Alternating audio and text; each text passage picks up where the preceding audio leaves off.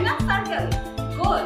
এবং যখন পিজাটা আমরা কেটে খাই তখন সেটা খাই ট্রায়াঙ্গেল শেপে। তিনটা শেপ আমরা এই একটা পিজা থেকে পাই। দারুণ না? এখন দেখো তোমাদের জন্য আমি যে পিজাটা বানিয়েছি, এই যে পিজাটা দেখতে পাচ্ছ? হ্যাঁ, বড় একটা পিজা। এখন এই পিজাটাকে আমি কিন্তু কেটে ফেলেছি, 8টা ভাগে ভাগ করেছি। যেহেতু আজকে আমরা ভগ্নাংশ বুঝবো, ভগ্নাংশ বোঝানোর জন্য আমাদের সাইজ করতেই হবে। আমি আগে কেটে নিয়েছি। এখন প্রথম কথা হচ্ছে ভগ্নাংশ কি? নামটার মাঝে কিন্তু আছে ভগ্ন অংশ। ভগ্নাংশকে যদি আমরা ভাঙি, ভেঙে উচ্চারণ করি কি হয়? ভগ্ন অংশ। ভগ্ন মানে কি?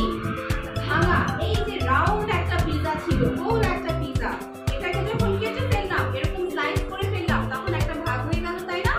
একটা ভাঙা অংশ আমি এখান থেকে পেলাম। এখন আমরা যখন ভগ্নাংশ লিখবো, কিভাবে লিখবো? দেখো এখানে লেখা আছে পিজার উপরে এই যে সুন্দর সুন্দর টপিংস গুলো আমি দিয়েছি, দেখতে পাচ্ছ সবাই? প্রথম যে টপিংটা আছে, এই যে রেড রেড কালারের সসেজ, ইয়ামি ইয়ামি সসেজ আছে।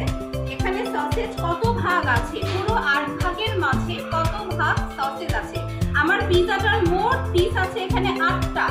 দেখো 8 টুকরা আমি পিজাটাকে কেটেছি। আর 1 2 3 4 5 6 6টা ভাগে সসেজ আছে, বাকিগুলোতে কিন্তু নাই। এই 6টা ভাগে সসেজ দিয়ে আমি ভগ্নাংশটা লিখলাম 8 ভাগের 6। আমি কি বুঝাতে পেরেছি ভগ্নাংশটা কিভাবে লিখলাম? টোটাল পিস আছে 8টা আর সসেজ আছে 6টাতে, তাহলে আমার ভগ্নাংশটা দাঁড়াচ্ছে 8 ভাগের 6। বুঝেছি? এরপরেটা আমরা দেখি মাশরুম। 1 2 3 তিনটা ভাগে আমার মাশরুম আছে। টোটাল পিজাটা আছে 8 ভাগ, এর মাঝে 3টা ভাগে আছে মাশরুম। তাহলে এই ভগ্নাংশটা আমরা দাঁড় করাচ্ছি কিভাবে? 8 ভাগের 3। আমরা কি ভগ্নাংশ লিখতে পারবো? কিভাবে লিখতে হবে? নিচে লিখবো হচ্ছে টোটাল সংখ্যাটা, মোট কত ভাগ, আর উপরে যেটা সেটাতে আমরা লিখবো ওই টোটাল ভাগের কয়টা অংশে ওই জিনিসটা আছে। কিভাবে আমরা ভগ্নাংশ দাঁড় করাবো? এখন এই যে উপরে এবং নিচে আমি বললাম, ওদের কিন্তু একটা নাম আছে। ভগ্নাংশের যে উপরের সংখ্যাটা, এটাকে বলে কি? লব। আর নিচের যে সংখ্যাটা আছে ওটাকে বলে হর। ঠিক আছে? তাহলে নিচের সংখ্যাটাকে বলে হর এবং উপরের সংখ্যাটাকে বলে লব।